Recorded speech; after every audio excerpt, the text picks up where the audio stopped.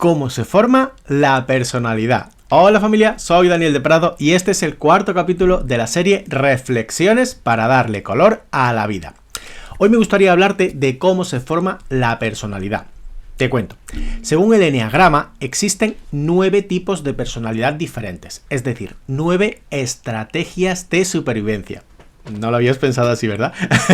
Pues sí, cada tipo de personalidad no es más que una estrategia de supervivencia y cada una tiene sus pros y sus contras. No hay ninguna mejor que otra. Nuestra personalidad se va formando en base a muchos y muy variados factores, pero el único que es determinante es tu voluntad. ¿Te acuerdas que hablamos de la voluntad en el capítulo anterior? Te cuento. Nuestra personalidad se ve influenciada por varios aspectos, como son el momento histórico en el que hemos nacido, el perfil socioeconómico de nuestra familia, las creencias de nuestros padres, religión, política e incluso el equipo de fútbol, las costumbres sociales de esta época e incluso está influenciada por nuestros vecinos, nuestros maestros y sobre todo por nuestros amigos. Sin embargo, y teniendo en cuenta todo esto, el único factor que determina realmente nuestra personalidad es nuestra fuerza de voluntad, es decir, nuestra capacidad para elegir. ¡Qué sorpresa! Nos volvemos a encontrar con nuestra capacidad para elegir, con nuestro poder personal. Acuérdate, poder personal.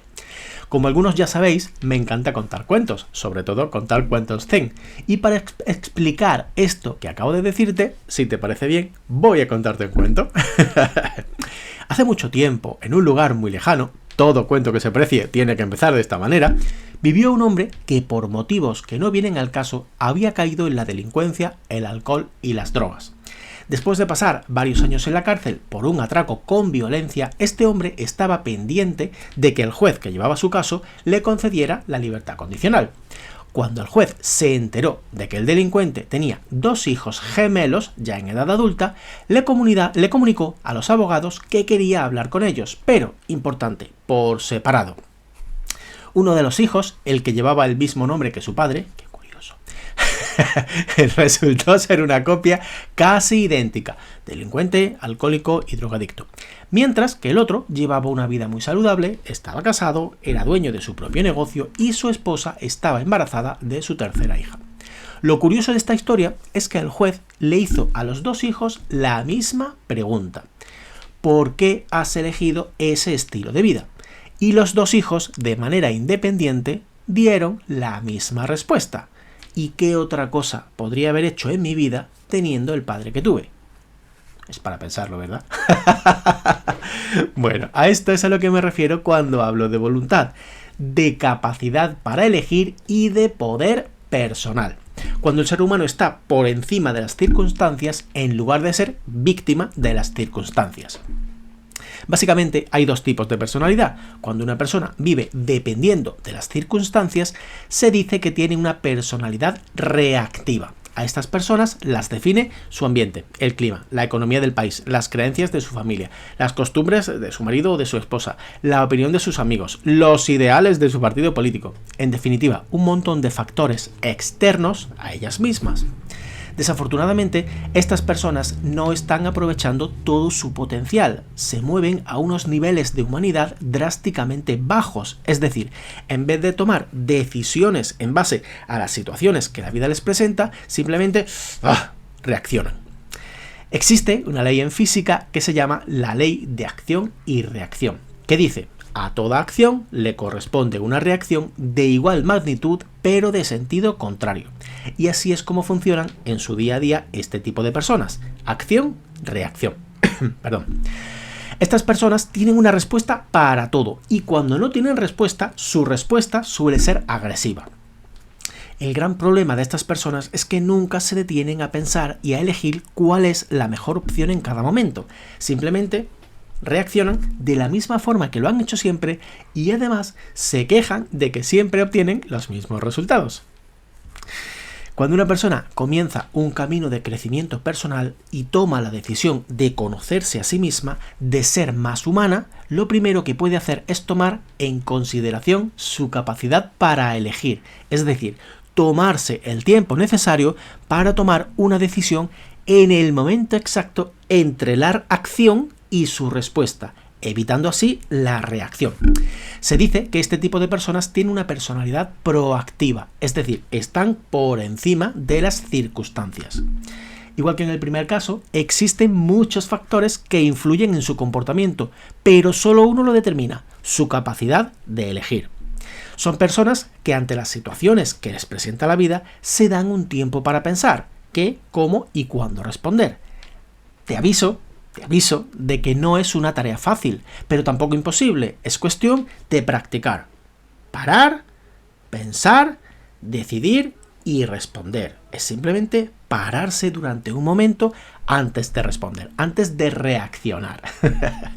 Henry Ford dijo en una ocasión: pensar es la tarea más dura que existe. Por eso, probablemente, son tan pocos los que se dedican a ella. Te has colado, Henry. Sin embargo, es una tarea muy gratificante. Entre ser una persona reactiva y ser una persona proactiva hay una enorme diferencia que puede marcar la distinción entre una persona enferma y una persona sana, entre una persona frustrada y una persona que disfruta de la vida. Como puedes ver, la capacidad de elegir está íntimamente relacionada con el arte de la convivencia, con el arte de las relaciones humanas, porque todos en algún momento de nuestra vida hemos tenido problemas con alguien, o tú no. Los seres humanos somos animales sociales y de una u otra forma tenemos que convivir con la familia, con los compañeros, con los amigos, con los vecinos, etc.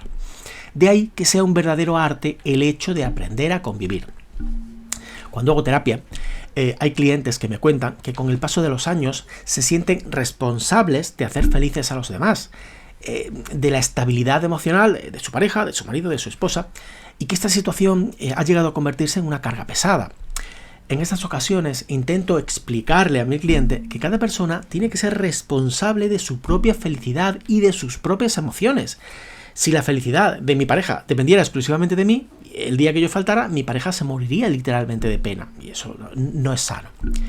Una cosa diferente es que yo sea una persona feliz y elija como pareja a otra persona feliz y decidamos compartir esa felicidad el uno con el otro.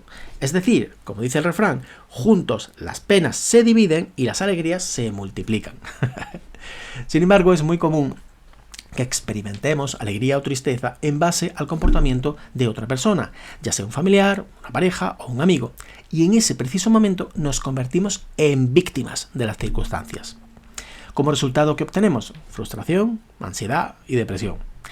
Este error en las relaciones interpersonales se debe principalmente a que muchas personas entienden el amor como una posesión. Mi pareja es mía. ¿Os acordáis de la película? Mi tesoro.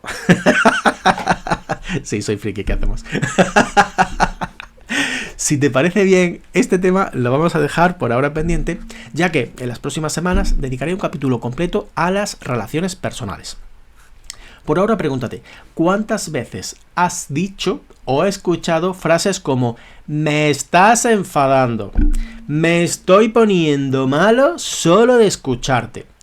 Frases como estas hay muchas, hay muchísimas. Pues siento decirte que no es el otro quien te está enfadando o quien te está poniendo malo. Eres tú mismo. En muchas ocasiones, la otra persona, la que tú consideras tu agresor, no es consciente del mal que te está ocasionando. En muchas ocasiones. En otras, sí. Vamos a dejarlo ahí.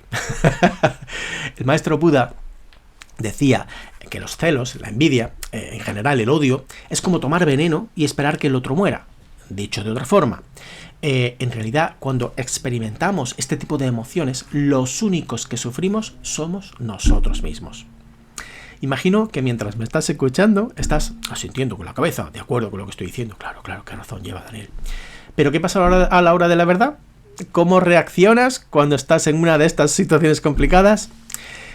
Permítete siempre parar durante un momento para reflexionar y sé sincero contigo mismo, contigo misma. ¿Eres una persona reactiva o una persona proactiva?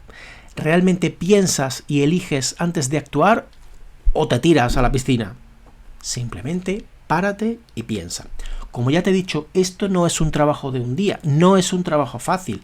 Es un trabajo, es algo para sentarte contigo mismo y tomar una decisión. La mejor decisión para ti. porque iniciar un camino de crecimiento personal implica conocerse más a uno mismo y así, poco a poco, pero progresivamente, aprenderemos a manejar el arte de las relaciones humanas. Todo empieza con la imagen que tenemos de nosotros mismos, nuestra identidad. Existe un principio filosófico fundamental que dice que nadie puede dar lo que no tiene. Si tú y yo somos amigos y te pido 100 euros prestados, suponiendo que confías en mí, pues me los prestarías. Pero ¿qué pasa si no los tienes? ¿Te imaginas que yo pensara que eres un egoísta, aun sabiendo que no tienes el dinero? Puedes parecer absurdo, ¿verdad? Pero muchas veces eso nos pasa, esto nos pasa a nivel emocional. Hay personas que le piden, que le exigen a su pareja, a su familia o a sus amigos cosas como confianza, cariño, respeto, algo que ellos mismos no tienen, que nunca han experimentado. Y cuando reciben un no por respuesta, vuelven a su reactividad y a su papel de víctimas. En fin, hasta aquí el cuarto capítulo de la serie Reflexiones para darle color a la vida. Si quieres más reflexiones para darle color a la vida, sígueme en redes sociales y no te pierdas ningún capítulo de la serie Reflexiones para darle color a la vida. Y por supuesto, si te ha resultado interesante, te agradezco que me des un like y que compartas este vídeo para que pueda llegar a más gente. Y como digo siempre, besos, abrazos y que cada uno coja lo que más necesite. ¡Nos vemos!